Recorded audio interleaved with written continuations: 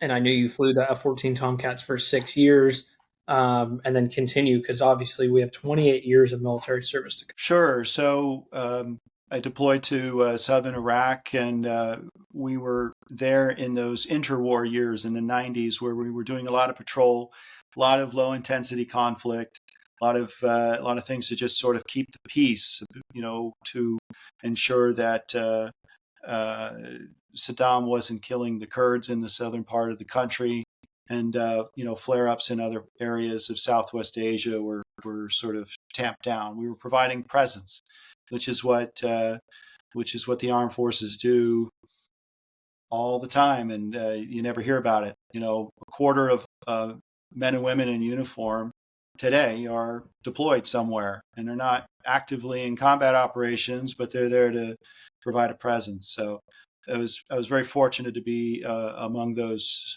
folks doing that at that time. And I left active duty and went into the reserves. After 9/11, I went back on active duty for almost 4.5 years, this time involved with unmanned aircraft. And I wound up commanding a small unit of MQ-9s, which are the Reaper. These are fairly large drones. They're 10,000-pound gross weight uh, aircraft that are remotely piloted. So not push buttons, but actual stick, throttle, rudder pedals in a container linked by satellite to an aircraft.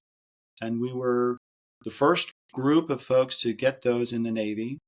We had to learn how to use them, train ourselves how to operate them safely, and Mhm. then operate these intelligence packages that were aboard that aircraft, and then deploy that overseas to serve the forces that were in different parts. Horn of Africa is what I'll say. And in that area, I think our group did a wonderful job. We flew, I think, over 2,000 hours in the space of 6 months. No accidents, by the way. To Wow. generate that much flight time in a manned fighter squadron would take you 18 months or more and require a lot more sorties because the aircraft can't stay airborne as long as some of these aircraft like the Reaper. These drones can just stay airborne for a long time, 10 to 12 hours even. So I became a believer in the technology as we see today. Now, I mean, modern warfare is waged with drone technology and counter drone technology at the forefront of the tactics on the battlefield. So I guess, I saw that at the early stages, and wound up retiring after 28 years, and wish I could do it all again. Mhm.